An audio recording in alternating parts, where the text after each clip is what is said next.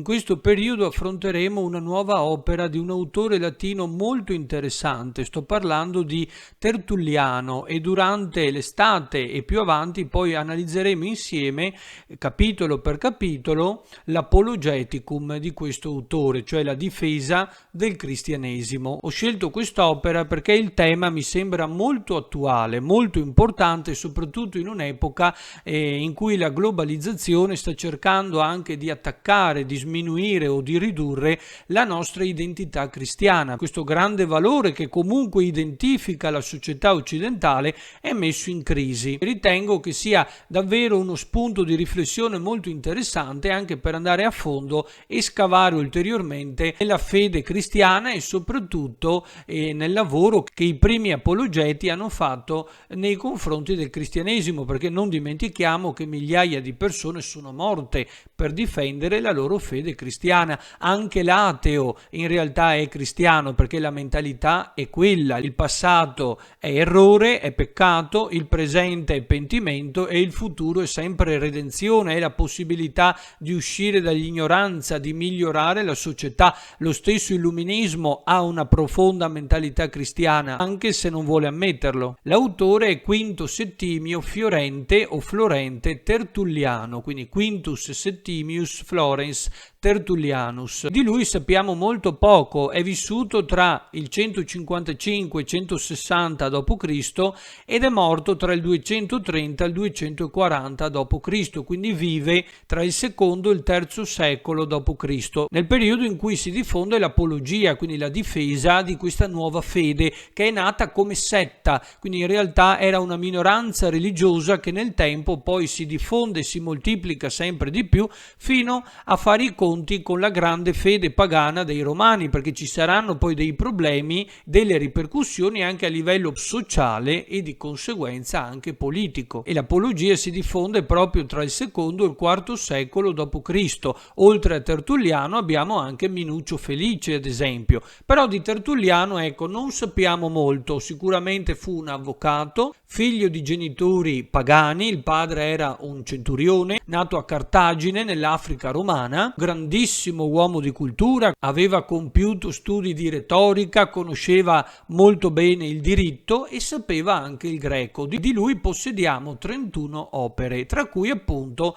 l'Apologeticum, ossia la difesa del cristianesimo. Inizialmente Tertulliano non era un cristiano assolutamente, lui era un pagano, addirittura era stato introdotto il culto misterico del dio Mitra e si convertì al cristianesimo soltanto in età adulta, quindi è una conversione anche molto sentita, molto anche consapevole, perché quando uno si converte nella maturità sicuramente la sua fede è molto più forte, più salda, perché è frutto di una convinzione profonda, di una riflessione, e si convertì tra il 193 e il 195 d.C. Tertulliano è anche particolare perché ad un certo punto poi della sua vita entrerà anche in contatto con molte sette cristiane dichiarate eretiche, tra cui la setta dei montanisti, la setta del prete montano, ed è proprio per questo motivo, quindi per questa sua vicinanza con delle sette dichiarate eretiche dalla Chiesa, che Tertulliano fu l'unico, insieme ad un altro, a non ricevere il titolo di padre della Chiesa. Il motivo principale, quindi la ragione di fondo per cui Tertulliano decide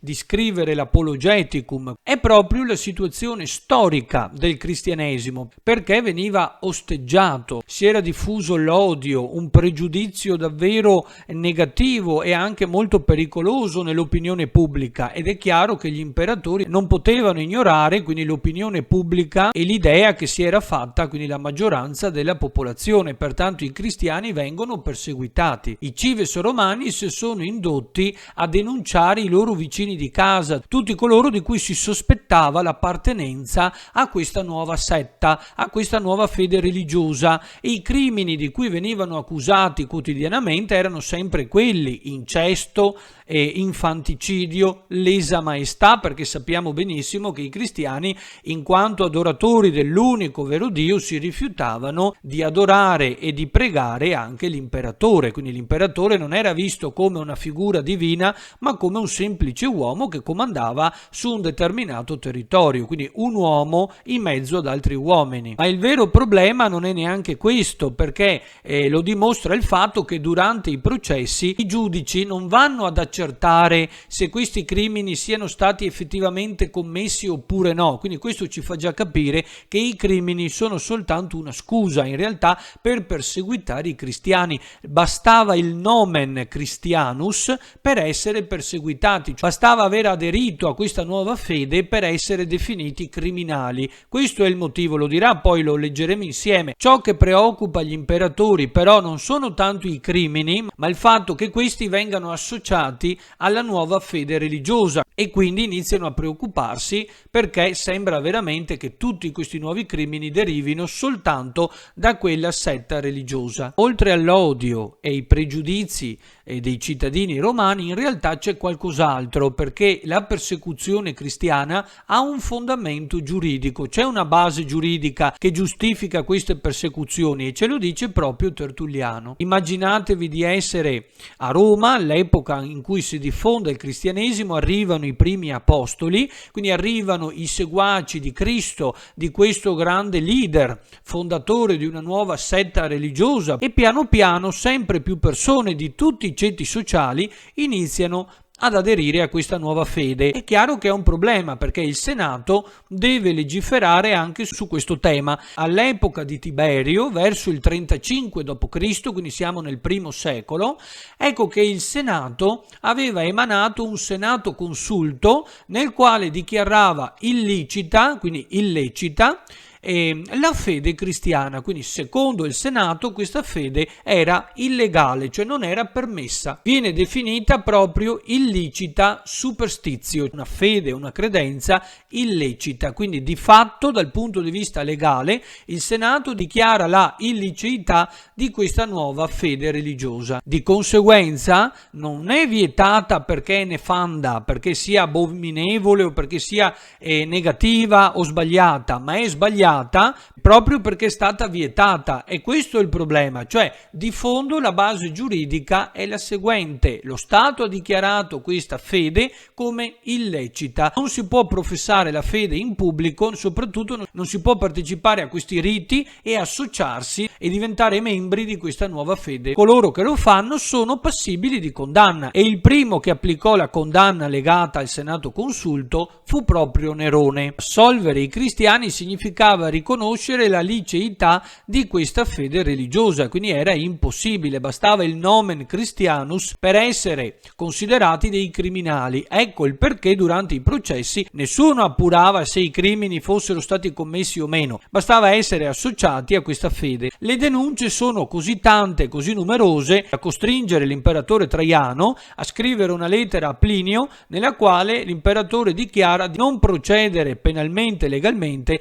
nei confronti di tutte le denunce anonime, perché ne arrivavano davvero a centinaia e a migliaia. Questo altalenarsi di condanne, di sospensioni, continui cambiamenti di idea nell'approccio anche giuridico da tenere nei confronti dei cristiani da parte dei vari imperatori, perché Tiberio non se ne servì, Nerone sì, poi Traiano si comportò in maniera diversa ancora. Quindi questo diverso approccio dei vari imperatori ci fa capire che molto probabilmente a Roma c'era un'assenza di leggi anticristiane, cioè c'era proprio un vuoto giuridico. Voi sapete come adesso, quando c'è un nuovo tema di cui nessuno si è occupato, abbiamo un vuoto giuridico che va colmato con una legge. La stessa cosa era accaduta in quel periodo. L'uso della coercitio, cioè della coercizione, e delle persecuzioni, delle condanne, erano tutte giustificate ed attuate soltanto a causa di questo generico Senato consulto del primo secolo d.C., Cristo, che esprimeva semplicemente un rifiuto per questa nuova setta religiosa, ma di fatto poi non entrava nel merito della questione.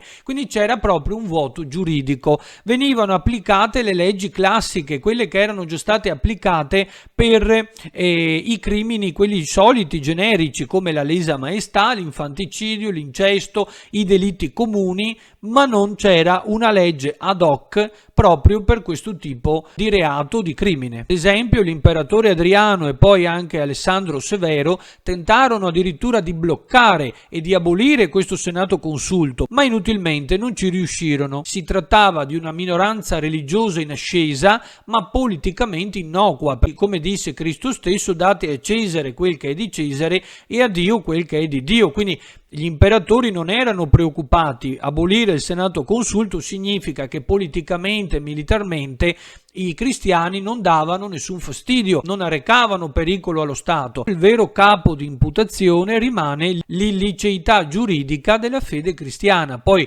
inizieremo ad analizzare l'opera capitolo per capitolo e capiremo quindi meglio, andremo più a fondo, scaveremo nel dettaglio quindi tutta la difesa da parte di Tertulliano, perché ci dipinge anche un quadro storico sociale dell'epoca molto interessante, così potremo anche riflettere sulla fede cristiana e leggeremo anche insieme tutta la corrispondenza tra Plinio e Traiano, anche per comprendere meglio questo grosso problema a cui bisognava assolutamente porre rimedio.